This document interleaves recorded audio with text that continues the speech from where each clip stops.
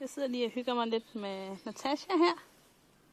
Lille Natasha, som jeg har valgt at kalde hende. Meget sød lille spil op.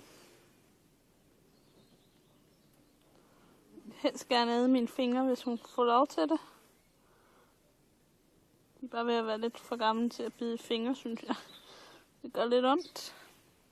Så har vi Sorte, som jeg bare kalder ham. Kuldets eneste handkat. Meget sød. Meget kær. Han kan godt lide at ligge og sove på skødet af mig, faktisk. Så er der Natasha. Eller nej, slutter det er Natalie. Nu blev lige forskrækket. Det var ikke meningen, Natalie. Og hende og så, jeg ved ikke om I kan se, hun sidder derovre. Sisse, der sidder derovre.